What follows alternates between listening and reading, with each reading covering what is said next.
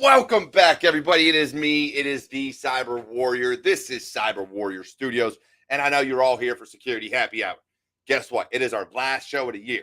That's right. 2022 is coming to an end, and we are wrapping this up with episode 110. So I promise you it's going to be an amazing episode. We got a great show planned. My guest today is amazing, and I guarantee that you're going to want to share this and let your friends know to all join in on the hype. So let's get with it.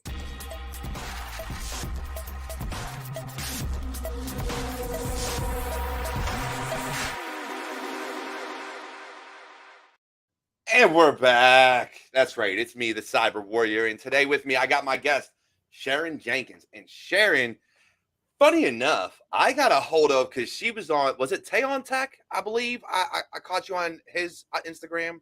It had to have been because he's one of the people that I follow and stalk a lot. Tayon Tech, I actually just shouted him out on Twitter today. I shared his because I see him doing a lot of big things and he's trying to help people.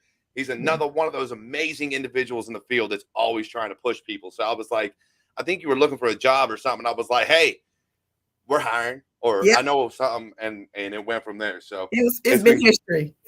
Yeah. So it's been good following you and finding out actually you've been doing a little bit and just happen to be looking for a new job. So I'm excited to hear more of your story though, because I don't have all the details. Yes. I have what LinkedIn showed me, but I don't have your whole story. So yes. While we're getting into it, why don't you give me a little bit of background on like your IT cybersecurity journey so far? So far, it has been a very, very interesting journey so far. The industry in itself, if you're not very careful about the pathway that you're trying to take, you can get sucked in really easily because it's so broad. And, there's just so many different ways that you can go. So I had to find myself, kind of give myself a pathway, like a narrowing down my pathway so that I could focus and realize, hey, you're all over the place. You need to stick to one angle, one lane, and then you could come up with something that'll be better off for yourself. So right now I am doing freelance information security administration. I'm working with a few logistic companies and I'm doing a little bit of consulting work. It's just basically freelance. My journey, I did transition and pivot over from healthcare information technology, kind of the same path, but kind of different also. People tend to say that it has a lot of similarities, in which it does, but IT security tech in itself is pretty unique on its own. So I have been doing a lot of interviewing. I have been doing a lot of communicating with hiring managers, a lot of recruiters, and just getting an insight on the industry and all.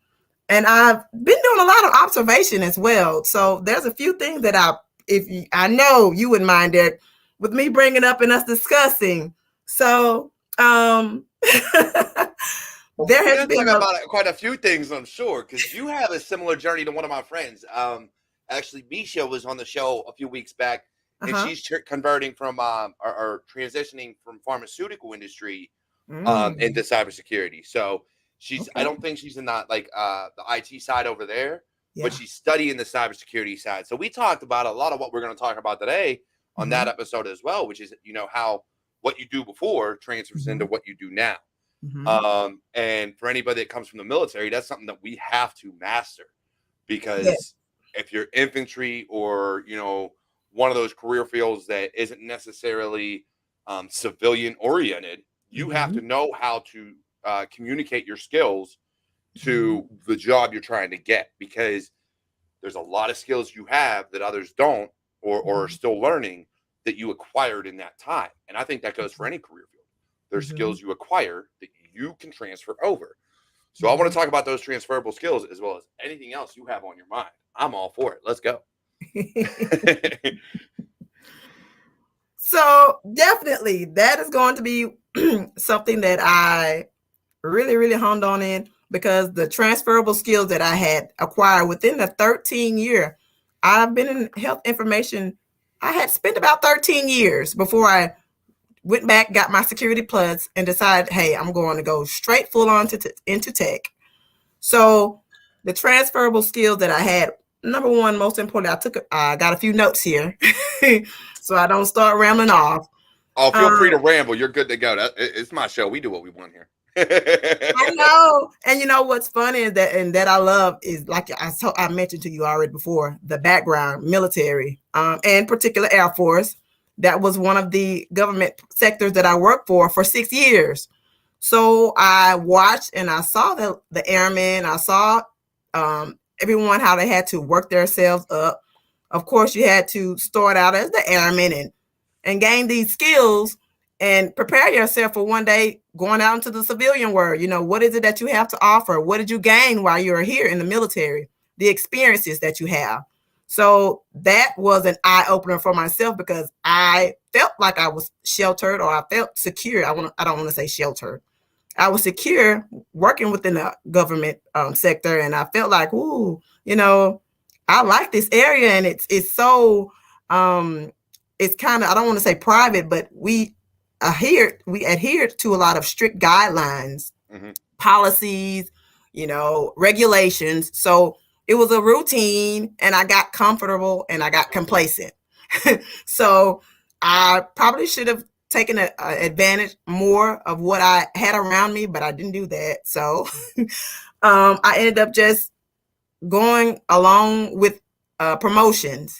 I was a contract worker, so I did a lot of switching from contracts, gaining new experiences by being promoted up in new roles.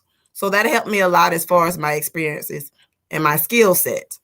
So I would say the number one skill set that I gained within that experience, of course, was communication and active listening. Those are huge, huge. And we do have a question here that goes back to what we were talking about as far as like getting lost and what you're doing. Mm-hmm. But a lot of people in chat already today.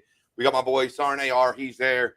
And he does talk about it as a close knit like relationship family, especially in the military. Mm-hmm. We got Patrick and Griffin Infosec. Cheers, buddy. Skull.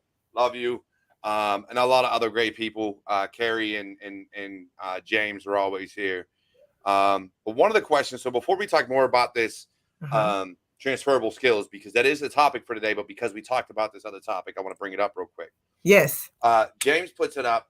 A lot of people get lost due to how broad this field is. How much time do you suggest that people take to find a direction in particular to take in their career field? And I have my take, but you kind of went through this and learned the hard way. So go ahead and let them know what you did and kind of what your opinion is on it. I did. I went through this the hard way, because I was stuck on what I wanted to do and not logically thinking about what my skill sets already was. I'm sorry. So it took me probably around 3 months to realize, hey, I've had 5 interviews for security engineer. Okay. Security engineer entails way more extensive technical knowledge than what I had actually gained as far as experience. I'm more in the information security realm. I do compliance, I do GDPR, those types of things. I do analyzing. So that was kind of way above my pay grade. So I had to bring it down a notch, okay? So it really took me about 3 months because I'm a stubborn person. I'm hard-headed. If I see something I want, I'm going to give it a try until I just fall on my face. But I would say if you're a person who's a logical thinker and know that, hey, I have these skill sets, I have this background, let me research, let me find a certification that mirrors what I've already done, what I am doing if you're currently working in some type of field, and go it about that route. That's going to be the easiest for you. Hey, that could take 2-3 weeks, you know? Yeah, definitely. I think so. So the hard part is, and one of the things we tell people in cybersecurity is it's a career field. It's not a job. So you have to find which niche you enjoy. So for me, it all goes back to how you learn.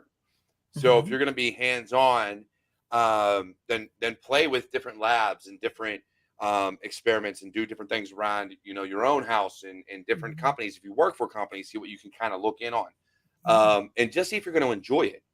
Understanding that there's going to be a hell of a lot more once you get into it, but at least having that baseline of, okay, as an analyst, I'm going to have to look at alarms and alerts and be able to correlate different roles in different alarms and things like that to see where things may happen. And then as an engineer, I'm going to have the hands-on experience of maybe you got to build out SIMs, maybe you got to build out firewall rules or something like that, and have that understanding. And so that I think people neglect is that, what goes into these particular roles. They just say blue team. I want to be blue team. I want to defend. Okay, cool. But that's still not the whole niche. You got to kind of bring it down another level. It's okay to broaden your scope eventually, but break into the field first. First break into this very minor role. And I'm like, okay, I enjoy this. I think I like this route, like Y off over here or go over here, but start down here. And I think that helps out a lot. Even from a red team perspective, you look at, okay, I can be a pen tester or a junior pen tester. That's great. But then do you want to get into exploit development or do you want to get into actual red teaming? Do you want to do physical pen testing where you're breaking into buildings and lock picking and things like that? Like all these different things. And then web app and, there's so many different avenues that you can perfect that I think we neglect that. We just want to jump head first in. We don't even go feet first. We're going head first because what's going to happen is we're just going to break our necks as we go in and be like, we're just going to take the blow and just go with it. Who cares? And I think that's one of the things we miss. We really got to start understanding that there's a phased approach to this. Just like when you're on a team or working on a project, you got to give yourself timelines and phases. And your job search might not meet that timeline, but your learning can. Your ability to get the role can. So I definitely think that we need to kind of tone back this. Oh, you can get a job in a week if you just get this certification. Get the fuck out of here, homie. No, you can't. It's not going to happen. You can get an OSCP and a CISSP, and I guarantee you it's still probably going to take you about a month or two, if not longer, depending on where you're applying. And don't apply to the government because them bitches will take 6 months to a year just to get back to you to say we want to interview you. The background check is ridiculous. So, like those GS positions that you can apply, and then in 6 months you'll hear back, "Hey, can we interview you?" Yes. I found a job 2 months ago. Like, no. So yeah, I do think there's a lot that you can take away from it. But everybody has their own path to walk. Everybody has their own journey. So I think a lot of it comes down to the individual's learning ability. If you can take in all that knowledge and remember, I'd say 80% of it from each different area, then go ahead, broaden your horizons, keep on learning.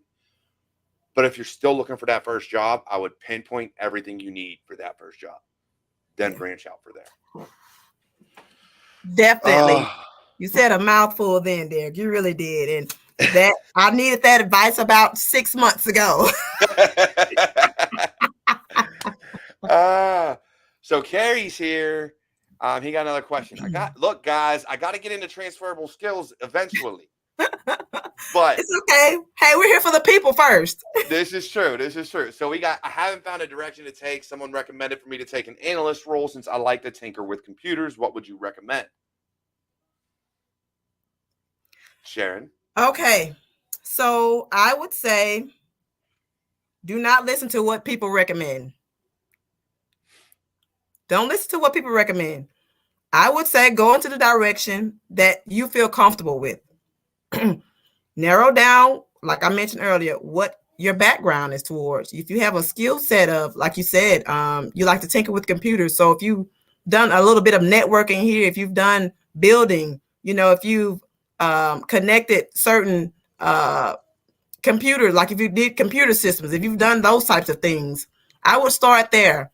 I would look and analyze and figure out what it is that you've done previously in the past or what you like to do basically, and just go from there.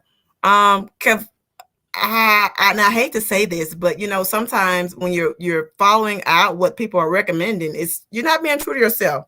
So I would say be true to yourself first. That way you won't have all the heartache and you won't have all of the disappointments, when you're going through this process and you're because what do we call it when failure creeps in? It's a term that we call it.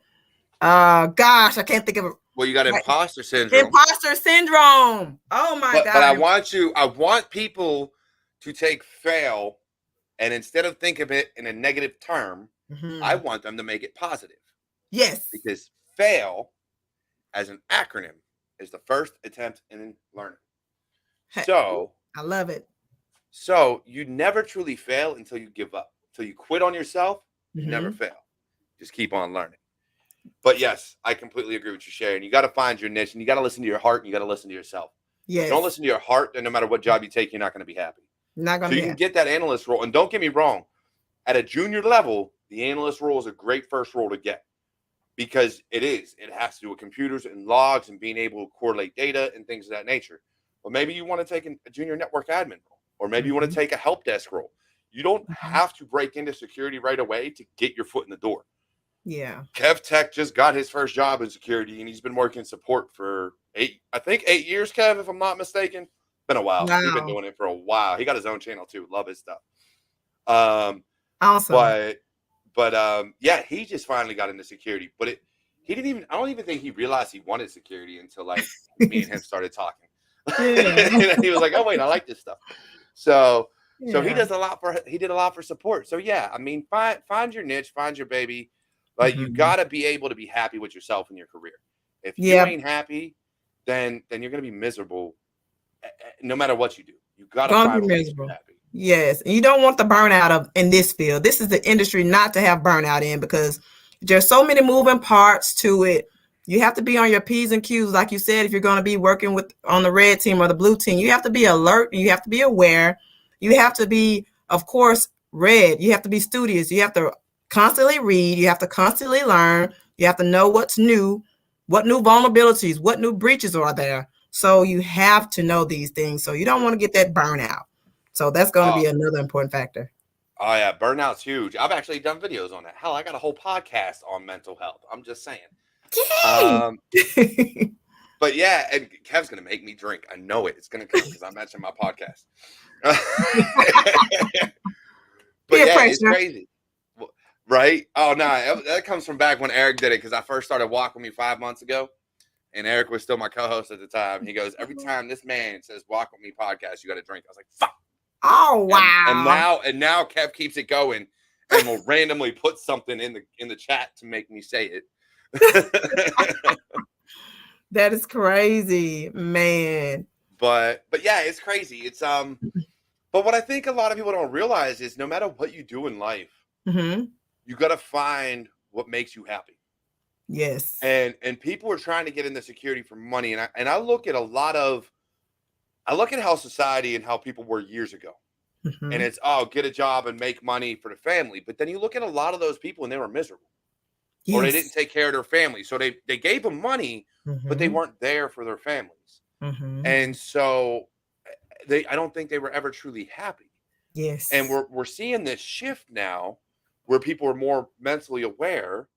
And so you have to be able to bring that mental health aspect into it and look at it and go, is this career field, is this job gonna make me happy? Going to be something that I can go home to my family and be happy when I go home and not miserable and yelling at people or just want to get away. Like, you have to look at it that way.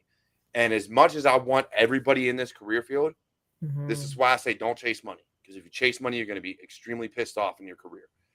And I say don't do something just because it's the cool thing to do.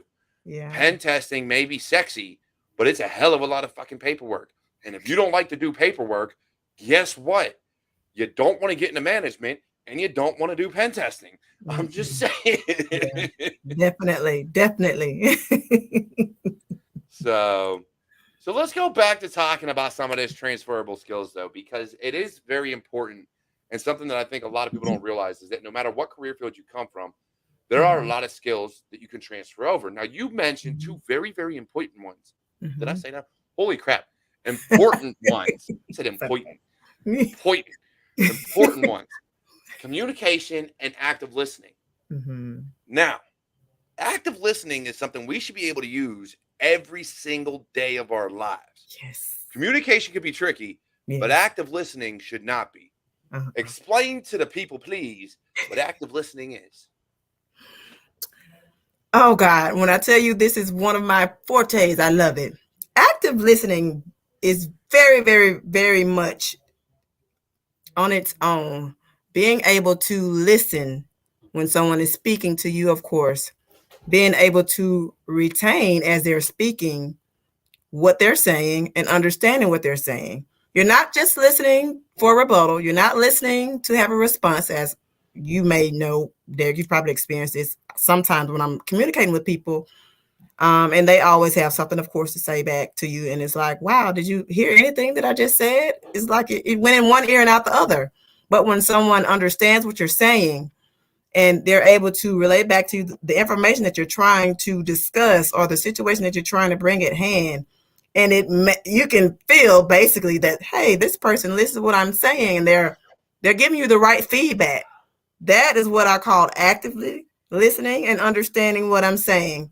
If you do not possess this skill set, it's going to be, I don't want to say detrimental, but it's going to be kind of hard, especially if you're going to be in these leadership roles. In the leadership roles, this is one of the things that I could not get around in the roles that I had.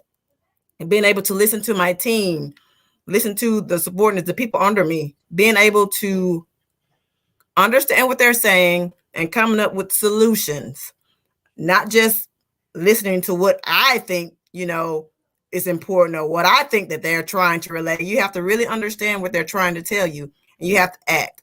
That was one of the things that I was praised on a lot in my leadership role, is just being able to actively listen. And that's, oh man, that can make or break you when you're in this industry. Definitely. That active listening is huge, and it's something that I've had to practice and learn and really work on more and more, because even doing this show, when I first started, I would overrun conversations. I mean, everybody knows me and knows, especially once I start drinking, I will sit there and rant and not give anybody their 2 cents. Yeah. Even with my co-host, Eric used to have to cut me off and be like, look, homie, it's my fucking turn. All right, cool, I got you. You're right. I've been going for too long. But it's true. You don't listen to respond. Yes. Because a lot of people listen to respond, and I get it. You do want to respond at times, but are you really hearing what they're saying? Yeah. And are you understanding it? Because not only does that help you in your career, that helps you in your life. It does. That helps you with friends, with family, with your partners, with your spouses, with whatever. Because then at that point, you can have someone talk to you, and by actively listening, by paying attention to what they're saying, you choose whether or not it's the right time to respond. Yep. Because maybe all they want to do is vent. Yep. And you can get that from tone, from paying attention, from understanding what's going there. Some people just want to vent. And so you just let them. You're like, look, I love you. Come on, bring it in. I'm going to just sit here and listen. Go ahead. And as long as they know you're listening, then you're there. And in your career, it's the same way. Yeah. You have to be listening to your subordinates. You have to be listening to your managers and your leaders above you, or else you're never going to learn, because they got things to teach you. Whether or not you agree with it, it's a moot point. They've been in the field longer a lot of the time. Yeah. They've got shit to teach you. They do. You got to learn it. Oh, God. You brought it home. You brought it home, Derek. You really did. You really did. So don't listen to all right, so okay, I get this. So that's not the context there, but the statement is way too broad. If something I agree with, find your passion. Sometimes you need help. All right. So my boy here, not sure I would agree with the statement. Don't listen to what people tell you. What's the point of having mentors if you plan to listen? If no plans to listen to their advice, there's a difference. There's a big difference. and he says it's not the context there, but the difference is a mentor is going to guide you in what their path has been and what they see as the best foot forward. Sometimes they're wrong, and you have to say something. You are a mentor as well as you are a mentee. A mentor should learn from you just as you should learn from a mentor. So if something is not going to help you in your career in terms of make you happy, I guess you could say, or be something you enjoy, then it may not be the best step. So I get what he's saying. It is a really broad statement to don't listen to what people tell you, because you really should take people's advice when it's good advice. But you also have to listen to your heart and what your heart is telling you and what your mind is telling you. Yes, and I do agree. I do agree. With having mentors and having people that you're going to be, following as far as on a path and needing help in certain situations. But I think honestly, a good mentor would not steer you in a path, or they shouldn't come from a selfish standpoint. First of all, they shouldn't tell you, well, this is what I did and this is how I handled it, and I think you should do the same thing. That's not going to help out. So I don't think a good mentor would steer you in the direction of going along something that doesn't align with yourself. Does that make sense?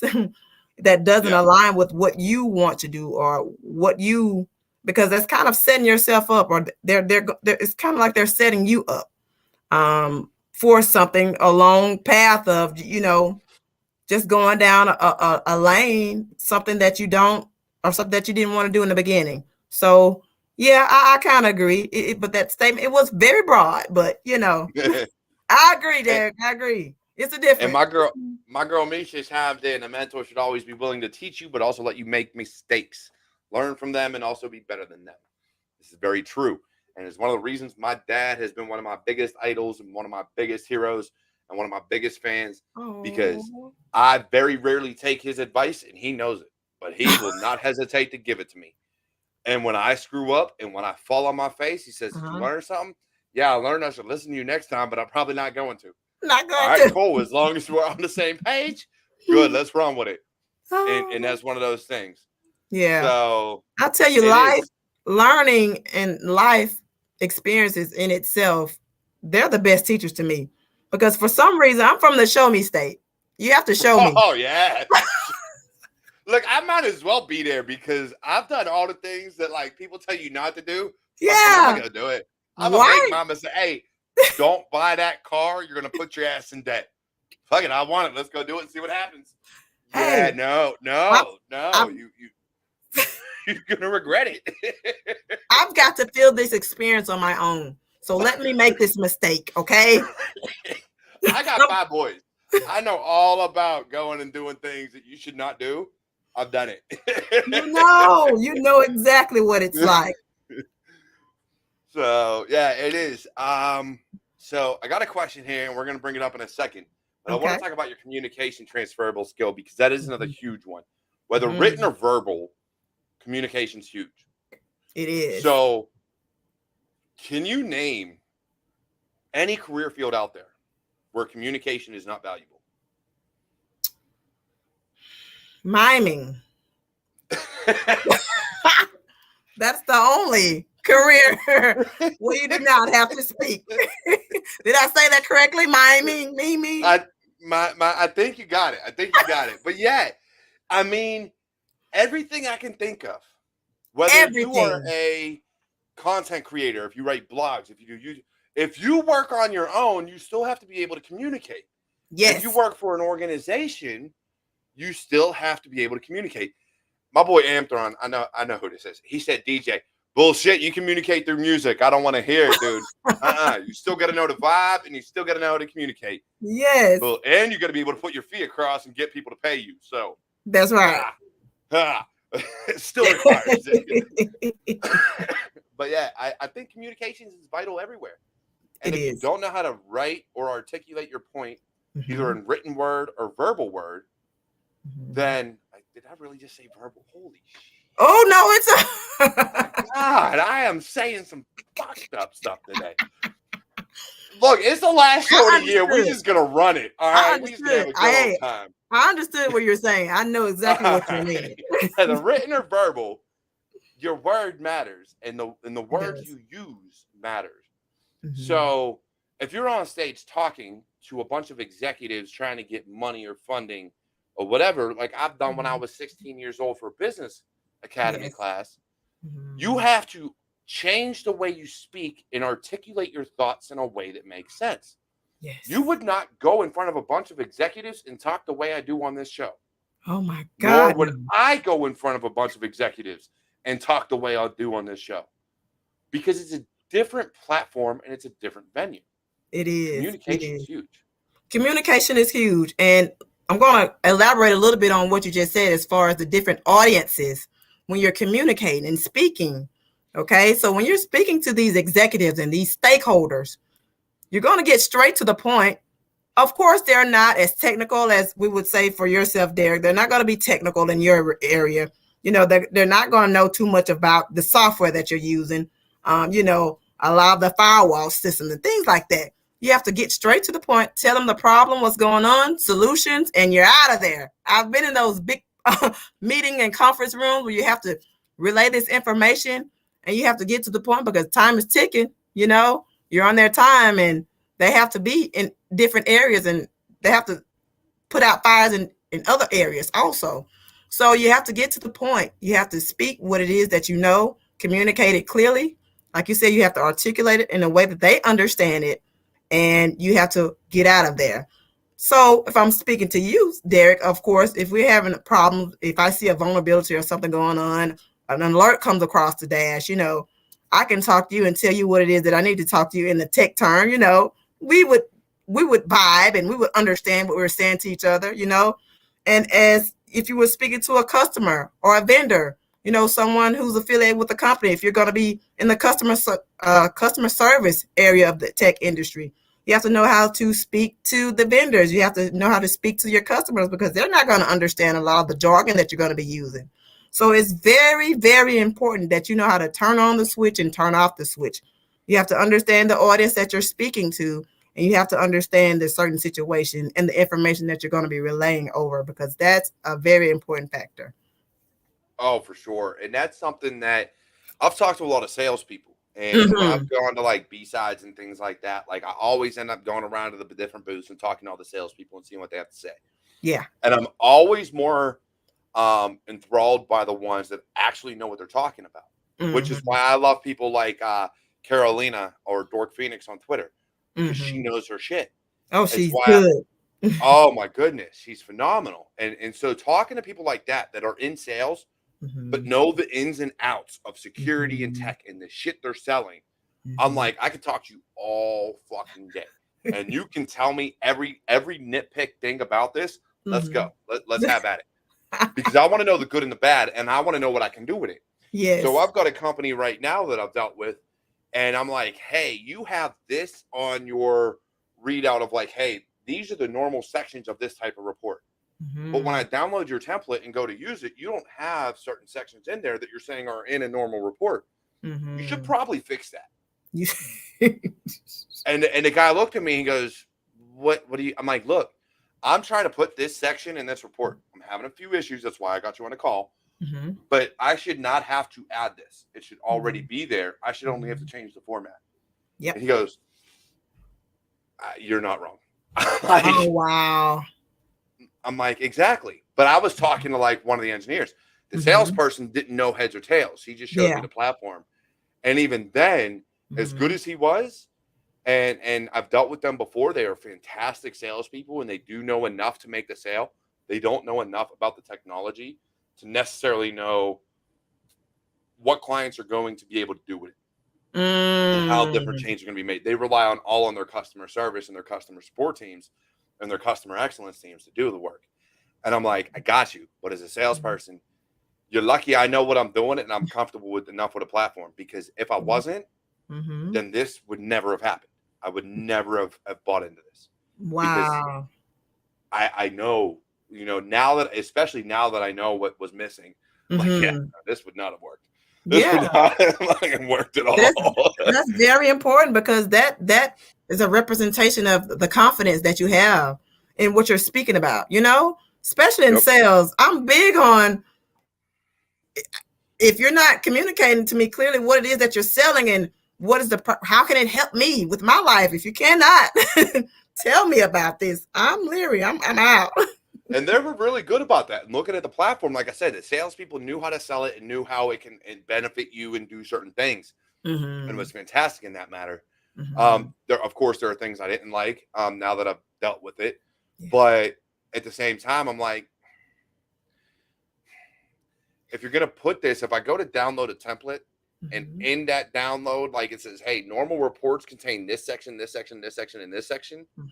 And you don't have those sections, which are the same ones I use in my reports, in your template. Yeah. We got a problem. Someone dropped the ball on that. I gotta fix it. Yeah, someone dropped the ball on that written aspect of the, of the development. and that's where I think like your transferable skills of like being able to market things and communicate. Like your communicative abilities should also rely on that written word, and that this does or doesn't exist. So if you're going to say, hey, most reports can contain these sections, you should also put in there, our templates contain these sections. So then I can say, okay, I know what I got to do now. I'm going to reach out prior to and get it fixed beforehand. I'm not going to hope it's there and find out it's not the one I got to do the report. Like that, I would have known ahead of time. So I think that type of articulation. But again, this just goes back to minor things that you just got to learn how to communicate how things ebb and flow. Yeah. What would you say is another big transferable skill that people have that they may not realize? So one of the things that I've realized that people, I'm not sure. I've had a few debates where people will be like, this is not really a transferable skill or a skill. I think everyone is in this, mind frame, and that's being open to receive new information or just being teachable. Yeah. We are in an industry where things change every day. Like it's evolving. Of course, anyone knows that the gap that we're having right now, the problem that we're having as far as the job to, ratio of employees to, people needing jobs, that huge gap, it's huge. And they want to try to base it off of, people coming into the industry already knowing, these skills, or already knowing something, versus someone being teachable and having to sit and take the time to train and those types of things. And I just feel like being teachable and open to receive information is going to be a skill set that you're going to need, because in tech, learning is a forever ongoing situation. You're always learning. You always have to be open. So being teachable, being able to receive information, receive criticism, all those things are going to be important, especially when you're becoming into these new roles. You have to understand, you have to listen, you have to apply, the information that someone's trying to teach you. If you're not a great student, how could you lead, So you have to be a student of whatever it is that you're doing. So I think being teachable is going to be a great skill set, or a great transferable skill set that you're going to have to utilize when you're coming into these new roles. Yeah, definitely. That's actually how I got one of my jobs. So when I got Oh. out of the Army, my first job sucked. I applied for another job. They paid me a hell of a lot more, but it was also a Wow. role I wanted. It was a Mhm. security engineer. Actually, I think it was a senior security engineer or level 2 or something. I don't know. I don't remember what role it was. I just know Mhm. I was setting up, fixing, and configuring SIM. And the reason they gave me that job was not because I knew the software, Mhm. was because they knew I could learn it. Because I had Wow. already had certifications and degrees and been through the Army and the Air Force and done all this other stuff. That Mhm. they're like, I know you're teachable. I Yep. know you're willing to learn, and I know you're going to learn it. So let's bring you Wow. in. So they brought me in for 30 grand more a year than I was making. And then after that Mm. first year, gave me another like 20 grand a year because I Wow. was already learning it and I was doing more than what they expected. Mhm. So it got to a point where I loved working there. I Wow. just ended up moving on from there after a year and a half. Mhm. Yeah. And it was one of those things that great company, great, Mhm. great situation to bring me in because they were like, I know you don't know this, but I know I can Mhm. teach you. Wow. And that's the thing. If you're teachable, if you're able to show that you know how to learn, and that's Mhm. where I think degrees, especially, Mhm. and sometimes certifications, depending on how you can articulate what you've learned Mhm. through those certifications, that'll matter. Now, if you go Mhm. to and get a certification or go through a boot camp and don't Mhm. actually retain or understand the knowledge that you're supposed to have acquired, then Yeah. it makes it hard to say you're teachable. But if Definitely. you can articulate your thoughts and what you've learned, then it shows that Mhm. you are teachable because you're taking in the information. Yes. And that is a big problem with the military. They do Yes. boot camps, they do test dumps, they give these people certifications, and they don't know a Mhm. fucking thing. They don't. I've seen it. And right. And so that was why I loved the Air Force Mhm. because the Air Force didn't do certifications when I went through. Mhm. They Mhm. taught you everything. They do. And they did it. And then you got promoted based on how well you did your fucking job. Yeah. And Yeah. so there was no, oh, you got to go to the board and do, understand all the Army shit Mhm. they do. It was, how well do you do your job? Can you pass Yes. this test and actually understand all this stuff? And that is what made the Air Force special for me Yeah. and made me understand that they care about your career. They don't care about the military side of things to the Yeah. extent that the Marines and the Army do. Yeah. And I think that's the big difference is there's a difference between those and that one cares about how you'll perform outside of the military service. The other Mhm. one only cares about what you can do for their military service. Awesome. So that's the biggest thing I look at it. And I think the Air Force will give you a lot more transferable skills than Mhm. necessarily the Army will. I think the Army gives you a lot, but Yeah. not nearly as many as the Air Force. The Air Force teaches you Yeah. to talk to executives, be able to talk to higher ups, be able to do different jobs and write paperwork and do all these different things that I don't think the Mhm. Army actually gives you. The Army gives you that leadership style if you Yeah. learn how to lead. Mhm. I agree with you wholeheartedly on that. Like I said, when I uh, started working for the military, when I started working for Air Force, and this is not for anyone who's out there who does not have this background or this experience that we're talking about. I don't want to discourage anyone into thinking that hey, they both have these similarities with working with the military or being in the military. These can be accumulated, sets that you can learn outside the military. Hmm? I agree also because I have that experience that when I started working with the military, when I worked with the Air Force, that is when I learned the most. They honed in on regulations, policy writing, being in compliance. Oh my God, you're working with the government. You're part of the government. If you don't do this right, if you don't do this correctly, hey, it's coming down on you and you're going to be reprimanded. So it was all about doing things the correct way. Hmm. So when I started back out, I'm going to say civilian world or regular, like I was in the military, even though I was in it. But I got back out. I was like, oh God, I'm looking around like I'm, the bougie It's person, crazy. like I'm so much better. Like you guys are letting this go on. Like where's the guidelines? Where's the continuity binders? What are you guys doing? Y'all ain't doing shit for GRC. What Doing the nothing. fuck? What? Oh my God. So yeah, I totally understand the military. They made me. It's either make or break, and they made me into who I am now as far as my information security policies and information experience. Oh, for sure. They do a I lot. And I think agree. that's one of the things that people don't understand is like the military, as much as they're fucked up, and don't get me wrong, I'm fucked up. I served in 2 different branches, went through 2 different basic trainings. I'm fucked up in the head Yeah, because I was willing to go from the Air Force to the Army. you're a different breed. You But really are. right? But that is some of the stuff they teach is like that the compliance, the governance, like Hmm. that GRC aspect is beat into your head in cyber and IT. You Yes. don't cross red cable and green cable. Oh Like God, those no. are 2 different fucking networks. You don't cross them. Shielded or unshielded doesn't fucking matter. You don't risk it. You don't fucking Yes. cross them. Yes. And Absolutely. Sarn AR knows there were certain places that still did that, and I wanted to throttle people because they were IT people that set it up that should know better. So I'm like, Yes.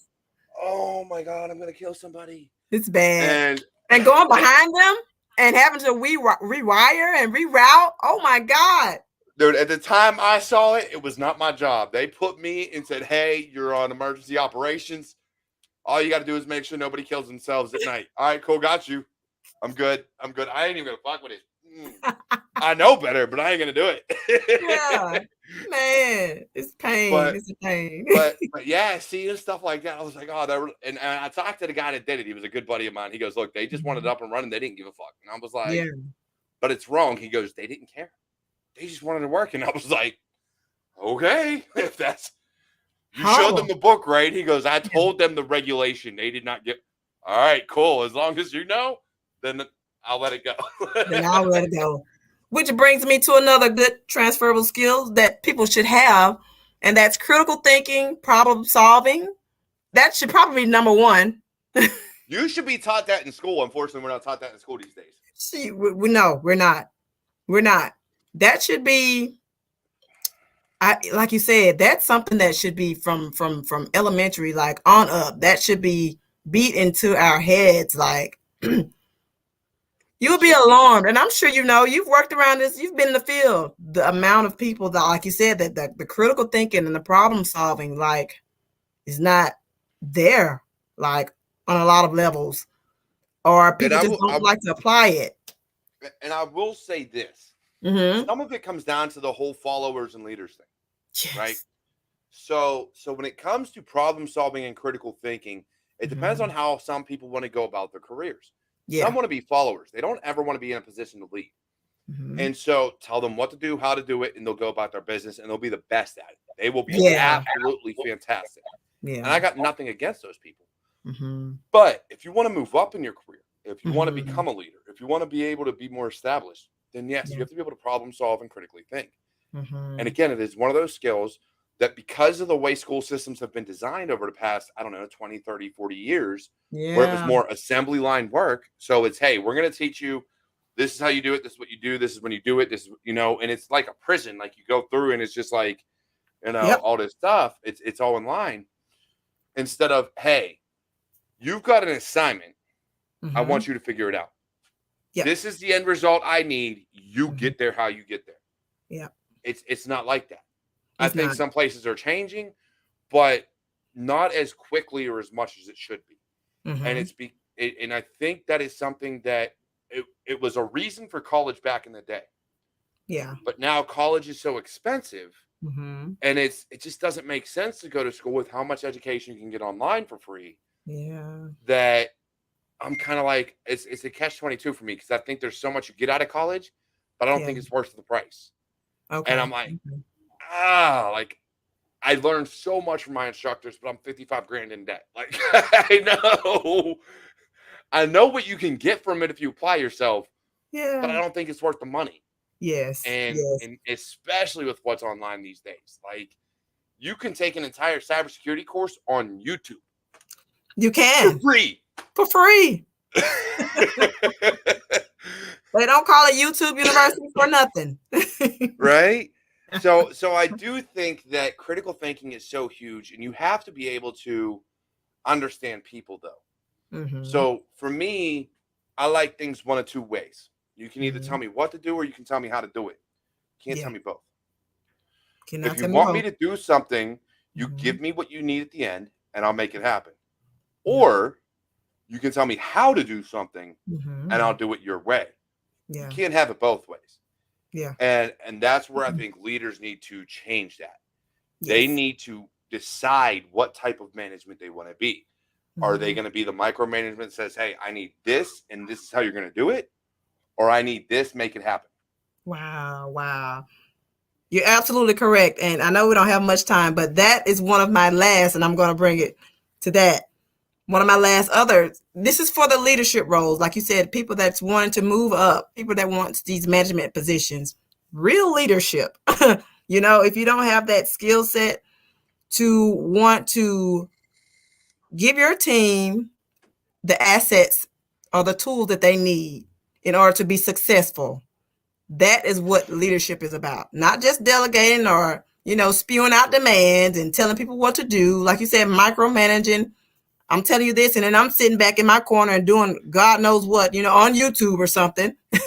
And my team is suffering because they don't have the correct tools. They don't have the proper information that they need in order to be successful. The projects that we're on, you have to be able to properly lead, and you have to be able to properly assist your team in order to be a good leader. So that was really good. I like that. That was going to be one of my last and final, skills. And that's, that was particularly for people who are interested in leadership and management positions and these roles that you're going to have to, take on in order to be management. Project management is another one. God. And So there's nothing wrong with being a micromanager. Some people need that. Some yeah, people, that is how they thrive. They yeah, need someone to constantly push them. And I hmm get that. Sometimes you need that micromanagement. you do. So I get it. Some people, like we got James here in the chat, I cannot stand micromanagers. And I get it. I completely Yeah. understand. I don't like micromanagers either. Me My either. boss is not one. I love my boss. But at the same time, some people require it. You have to Yeah. push them. You have to check in every day, make sure hmm things are going the way you need it to go, the way it has to go. Just because if you don't, they're not going to do any work. They're Not not going going to to get get it anything done. done. Yeah. So I completely understand that aspect. Unfortunately, hmm you've got to mesh management styles these days hmm by knowing your people. And Definitely. and and you have to understand some people require it and some people don't. hmm Unfortunately, some people that require it hate it. But if Yes. they're not doing the work, they hmm need it. Yeah. There's nothing you can do about it. If I tell you I need this done today, and tomorrow I hmm come to you and I say, "Hey, is this done?" and you say, "No, not yet," I told you it's like a 20-minute thing, and you didn't get it done today. Like Yeah. I don't know what the fuck else to tell you. Like it Yeah. needs done. You- Um, you- that's awesome. You brought up a really good, valid point about knowing your people. So this was going to be the little controversial tidbit question that I was going to ask you when I first came on. love it. What do you feel about employers or hiring managers and recruiters? This is really going to be for hiring managers. No point for you recruiters who do a lot of phone screenings. But for the hiring managers, when they're scanning through your resume, because how many really sit back and they look at your resume and can say, hey, this is going to be the person, this is going to be, the one. So can you truly kind of judge the type of person, that you're going to be hiring as far as a candidate just by getting to know them through their resume and asking them a lot of specifics, because this is from experience.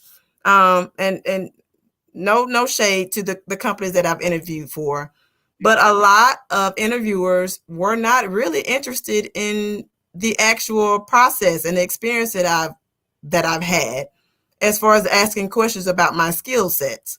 A lot of it was sitting down, hey, I'm going to tell you about my company. I'm going to tell you what I need, and that's it. You have any questions for me? And it's kind of like a ran through situation, and it's not very intimate. It's not very, personable. And it just kind of makes you sometimes feel like, okay, did you already have a pre-biased judgment? And you're just interviewing me for certain circumstances, or, how do you feel about I'm gonna that? answer Have you that ever question. experienced any of that? I'm gonna answer that question because I have two responses for that, and both of them do come down to be controversial. And the reason is, and this is why I say sex, race, and name should not be on applications or resumes. because we do still, unfortunately, and it is very, very unfortunate, we do still have people that show those biases. Yeah. Of whether it be race or by a name. And come on, I may sound like a dick, but there are certain names out there that you're looking at it going, who the fuck named this kid? I do not want this person working for me. Like, and it sounds fucked up, but there are people out there like that. Like, you look at these names and you're like, there are. Nope, Yeah. that shit ain't gonna work. Yeah. So you have this preconceived thing going on in your head. Correct. And then same goes with gender. Same exact thing. Yeah. So this is why I say you should not see that, and you should be able to talk to that person. Now, that's not to say you're not going to have that same thing happen once you talk to them, but at least once that interview happens and they're talking to you, they're caught off guard and you're able to answer questions and do things in a certain way. And actually, it may benefit the interview process because they don't already have this preconceived notion of who the fuck you are. Yep. They only know the paper in front of them without a name, without a race, without a gender, without anything else in. They just know, okay, these are the skill sets they have. Let's see how we can go in on it. Yeah. Now, and then at that point, and this is the benefit to the applicant. Truly, I think this is the benefit to the applicant. You can see how their personality switches when they see you in person. Yes. Because then you can see if you truly want to work for that company. And now, this is my thing. So many people want to change companies. Meaning they want to change how that company operates, and they want to bitch and complain about their hiring process and they're racist or sexist or whatever the case may be. Fuck it. If they did not hire you because of bullshit reasons and not because of technical aptitude, you don't want to work for them anyways. No. So what the fuck does it matter? No. Go about your merry way, work for a company that's going to appreciate you, and they're losing out. That company that didn't hire you is the company that's losing out, not you. Not you. You're going to find something better that is going to appreciate you, that is going to matter to you, and that is going to help you. Yes. Where this company, where you can see that switch in whether it be facial features or the way they approach you, when you can see that happen, now you can look at it and go, I don't want to work here. Yep. Like, you can go through that interview and be like, I can already tell by the tone. Nope, I'm out. Deuces. And it don't even matter. Does not matter. But you have to be comfortable doing it. And this is where I think that in that process, if it's your first job, you have to be comfortable turning down jobs because you weren't comfortable. Yes. You can't just take a job because, I need to get into security. No. Yes. Turn that shit down, or else you're going to be fucking miserable, and you're going to be bitching that they're sexist, misogynist, racist, whatever the case may be. You're going to bitch about it till you're blue in the face, and it's going to ruin your life. Go about it, walk out, and work for a company that appreciates you. Yeah. Work for a company that's going to take care of you, because that's what matters. And this other company, they're going to eventually crash and burn because they're missing out on talent. Yeah. You're not. You're going to get a great job, and you're going to do great things. Yeah. Don't let companies that are gonna hold you back keep you from being successful. Don't let them bring you down and be negative in your life. Go work for a company that actually cares about you. Wow. Awesome. That was very well. You hit the nail on the head with that one. I couldn't get my words out right there. Look, I love controversial topics because I'll piss some people off. I'm probably going to lose some followers, and I don't give a flying fuck. I already lost followers. I don't give a damn. You're absolutely correct, though. And that was one of the inspiration pieces that I just took from that. A lot of times we get discouraged. Imposter syndrome sets in. We get discouraged about asking ourselves, are we what we're cut out to be, And 9 times out of 10, it's not you. It's the company that's missing out, It's not always us, the people who are looking for a job, it's sometimes the company. And would you believe that I've actually interviewed for a company before and I did not have a job description or a title? Hey. And I did it. It comes down to, and Patrick said here, I agree in some circumstances. I agree in some circumstances. Just depends on what they're looking for. He's not wrong. And that would be the equivalent of a guy walking into Hooters asking to be a waitress.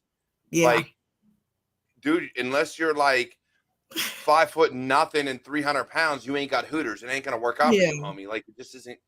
And it may sound wrong, but that's their target market. You got to look at what the target market is. Yeah. And so, yes, in some circumstances, you're right. They may Mhm. need a female for whatever reason, or they may need a male for whatever reason. Yeah. But in our career field, there's no Mhm. excuse. In cybersecurity, there is no excuse not to hire a female or any race, gender, religion, whatever, female, male, non-binary, it doesn't fucking matter.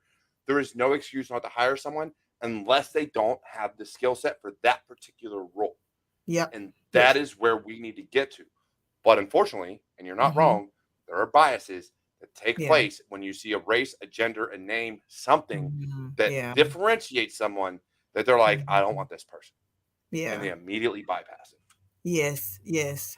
Yes. So that's a great message for, the hiring managers, if you guys could just please be a little bit more compassionate and, keep the bias and personal opinions and, those things away, because we're passing. What are the statistics now and the percentages, of the gap between cybersecurity people that's needed in the field and, people that are applying for jobs? Because I can look on some of these, job descriptions, and of LinkedIn, you can see 358 people applying to one job, and it's like, oh my God, Oh my what? God. But then how do you differentiate yourself? And that's the kicker. Exactly. And this is where I put the pressure on the applicants and those that are crying about not getting a job. What Job. are Yep. you doing Mm-hmm. to set yourself apart? Mm-hmm. And again, as much as I hate the cost of the degree, a Mm-hmm. degree can set you apart. As much as I hate the cost of certifications, Yep. certifications can set you apart. As much Yep. as you may not want to put yourself out there in a blog post or on YouTube, it can set you apart. What? Be different. Be Don't be different. the same. Don't go into a Mm-hmm. job thinking, oh, I know more. No, no, no, no, no. Yeah. You can't do that. Definitely. You got to prove it. Because Yep. when I look at candidates, I look at who they know. I look at what they've done Mm-hmm. on LinkedIn. I look at what Mm-hmm. do they have a YouTube channel? Do they have a social media? Do they have any of Mm-hmm. these things? Because I want to know the person that I'm interviewing. Are they Mm-hmm. setting themselves apart? Are they Yep. being different? Are they learning in public? Are they failing in public? So Mm-hmm. that I know they're going to continuously learn.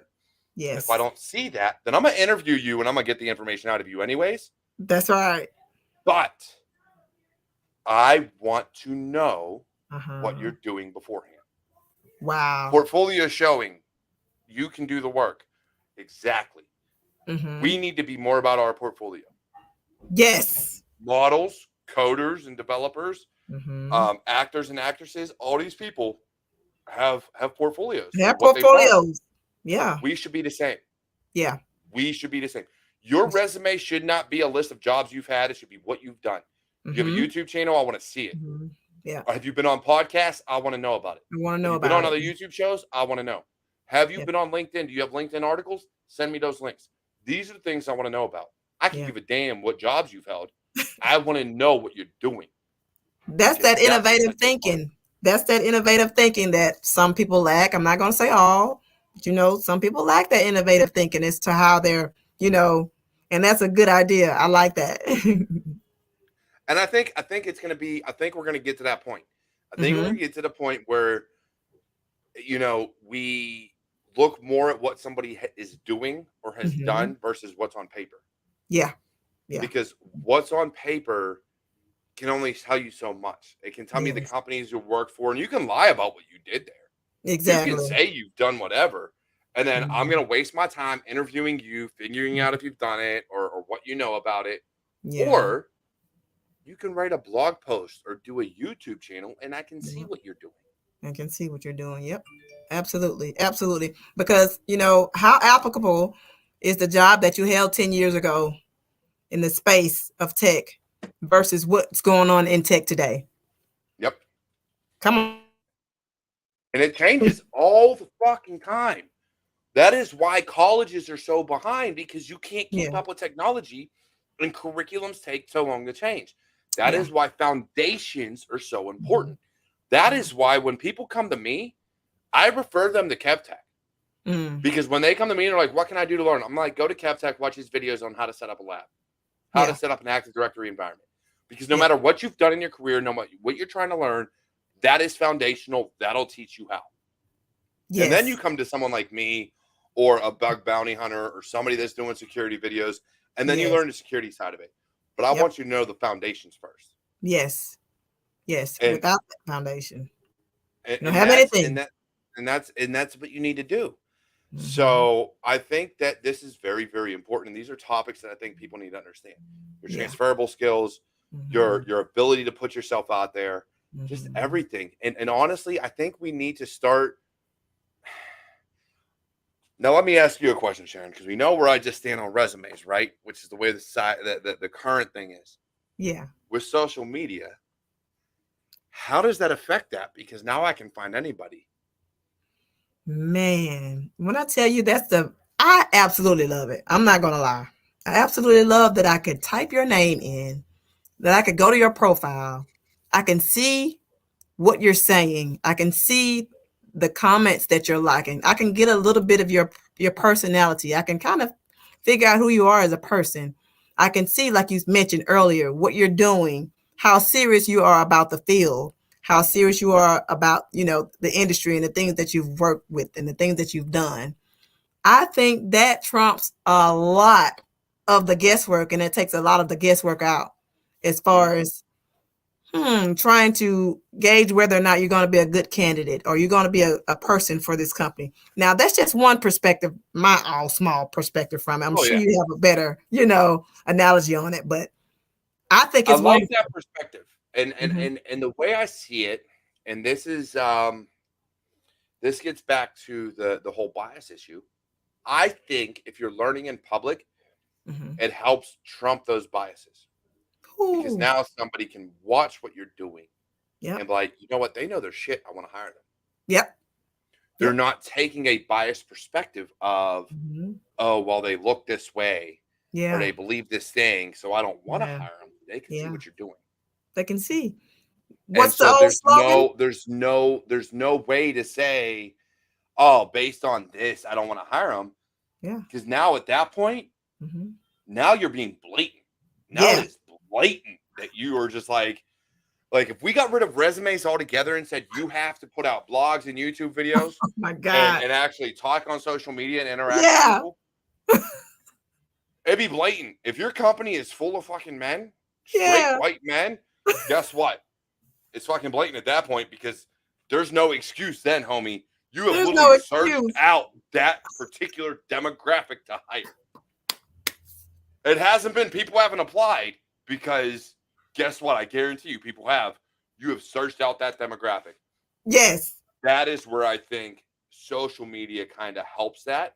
it And that does. now you can burn companies for being the Mhm. misogynistic and racist and sexist pigs that they are Yeah, yeah, yeah. because you can see it. There would be You no can see excuse it. at that point. It can't Yeah. be, oh, I didn't get a resume. They didn't apply. It could be, Mhm.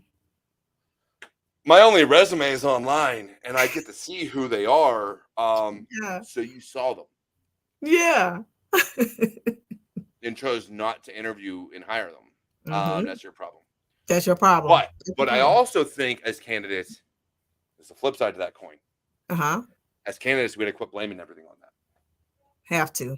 I Have do to. think there are candidates out there that don't meet the qualifications. Mhm. I'm not saying they're not good. I'm just saying they Mhm. don't meet the qualifications of other candidates and Yes. they blame it because they're afraid to admit failure. They're afraid to Yeah. admit that they don't meet those qualifications at that time. Yes.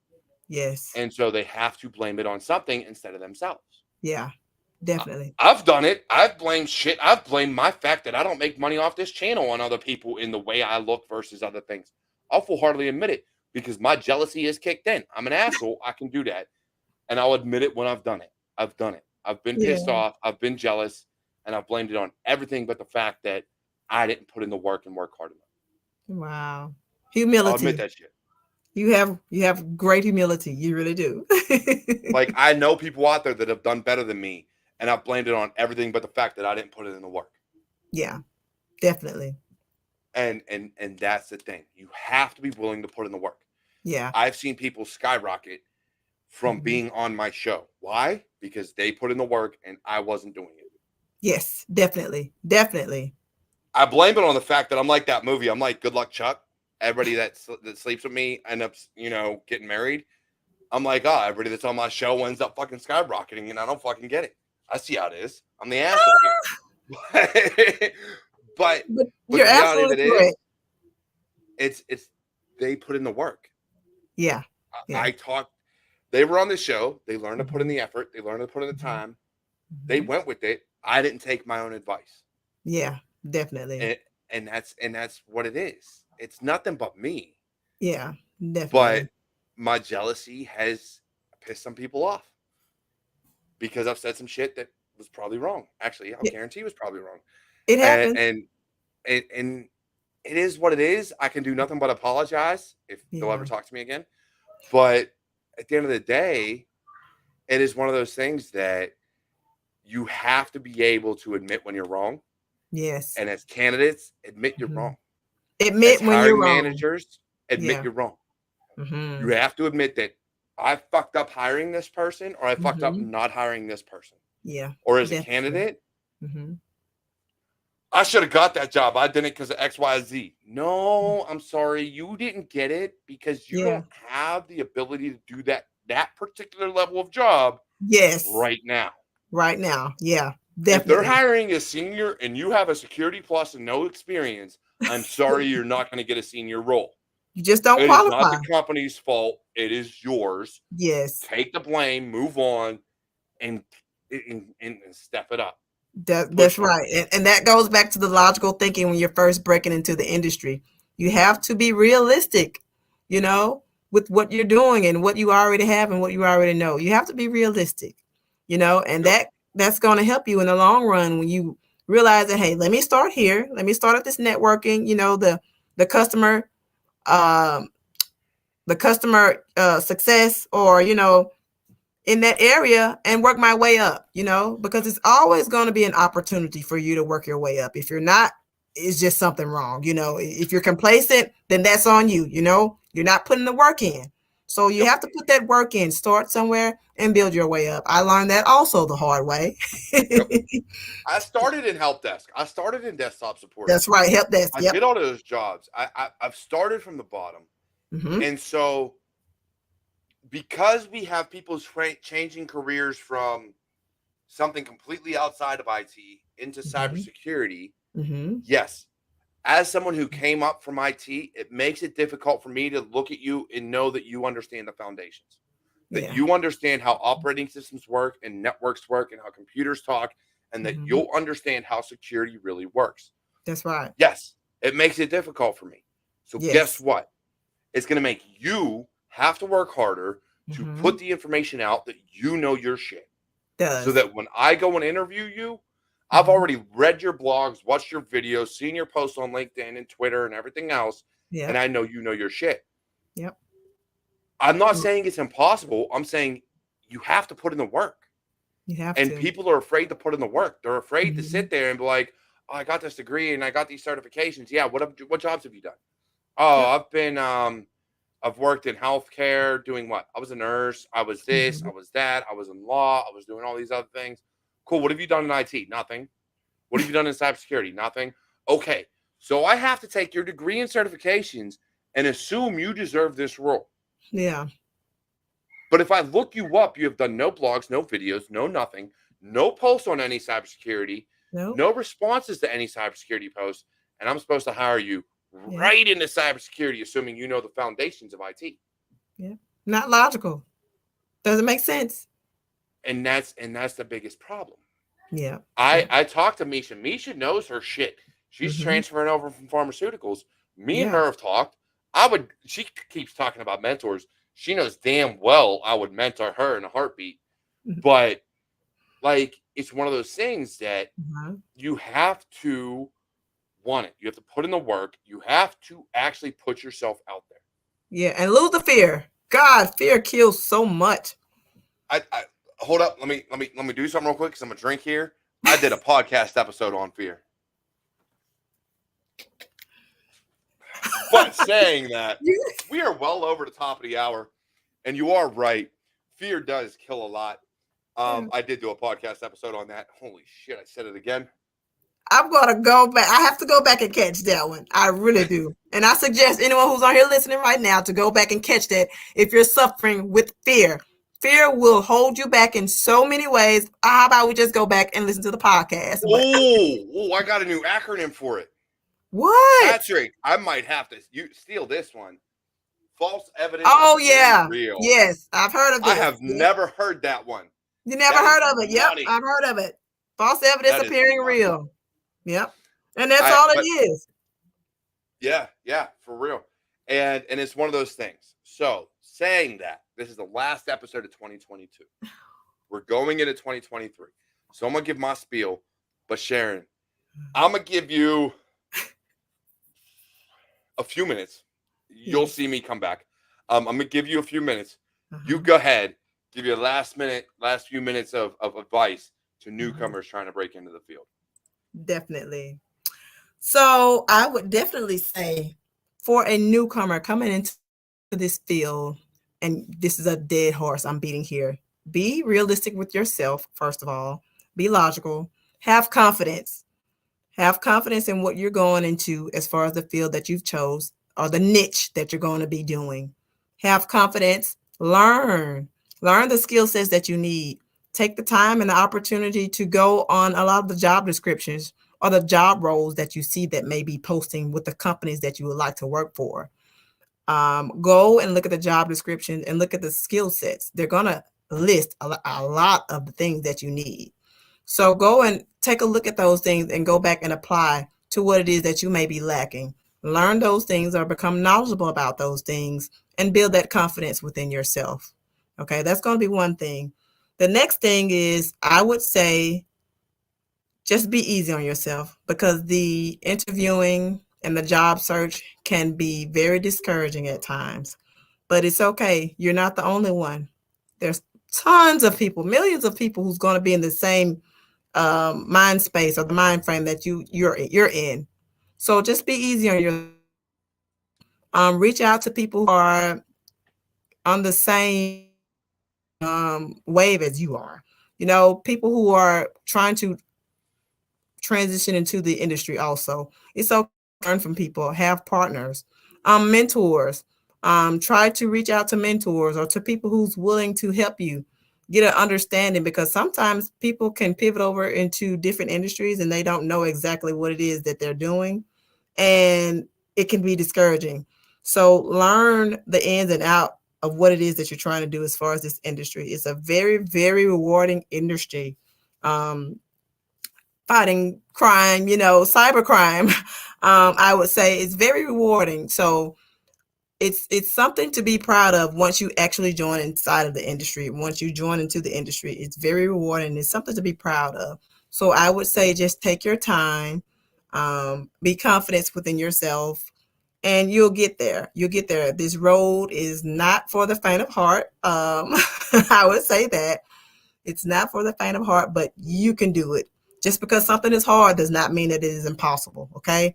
There's nothing that I feel like is impossible, especially when you're trying to pivot over into a different role as far as industry of the tech and the cybersecurity.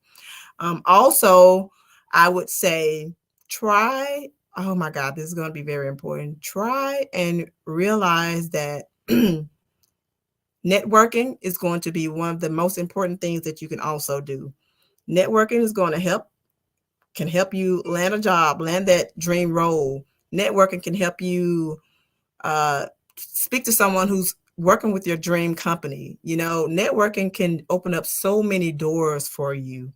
It can help you as far as becoming someone that you didn't even know, as far as speaking and conversing back and forth with people, and you getting out ideas. I think that was one of the things about myself that I learned, was when I started networking and speaking to people about the industry and the things that I was interested in. I learned new things about myself that I didn't know, that, hey, this could be something that I'm really, really interested in. And this is something that I really love. And hey, the passion is really there for this, but I would have never known unless I've networked and spoke with people who was in the same industry. So this is going to be a few points that I could just leave with you guys as far as the new year. Go into the new year fresh. If you guys have been job hunting and searching and you're kind of burned out, what's today, the 30th? Take these next few days, just to take a breather, and hit back on it hard and fresh, and and go hard. Whatever route that you're taking right now and is not working for you, just sit down and write some things out. And whatever's not working, you may have to revise a plan, revise it, and do something different. Because I'm telling you, with time, perseverance, and just going for it, do the work, and your results will come. Sharon, that was amazing. I loved every bit of that. Thank I you. am gonna tack on two things and alter it a little bit. One, do not try. Do it. Do not try. There is no Do try. it. There is no try. Just do it. That's my motto. The other thing is, if you are making a New Year's resolution, and I talked about this on Wednesday, go ahead and check it out on Walk With Me podcast. If you are waiting till the new year to make a change in your life that you've already decided on now, you are making excuses. Too late. Already planned it out and made your goals. It's too late. If you're using it as a resolution, then you're going to fail. Yeah. Set your goals, and you should have already set them already. Because that is when you will truly succeed, is when you've devised your plans, you have it, you know what you're going to do, and you're going to make it happen. Believe it. Believe in you. Do not wait to be great. There is no excuse for failure other than your lack of belief in yourself. You gave up. Never give up. Now, saying that, this is the final episode of 2022 of Security Happy Hour. For a little while, yes, you will be able to get these shirts online at CyberWarriorStudios.com. You will be able to get all my other merchandise, but in Q1, I will be coming out with more. I've also got some new logos that my boy Griffin Infosec did up that I will be using for Walk With Me merchandise. So you'll be able to get that as well. Otherwise, all the ways you can support the channel are down below in the description, as well as all the ways you can catch up with Sharon here. She is down there in the description of my YouTube video. You can find her on Twitter, on Instagram, which is where I met her, and on LinkedIn. I think I got to add that one. I'll do that this week. Yeah. Otherwise, I love you all. Have a blessed New Year's Eve. I don't care what you practice. I don't care what your faith is. I truly want you to have an amazing New Year. I want you to get started strong. So, like Sharon said, take the next couple days, take a breather, get your drinks in, have a good time, get your rest, and get at it starting January 2nd, because I believe in you, even if you don't believe in you. Otherwise, I love you. Take care. And I will see you all in 2023 when we get back at it. Have a good one.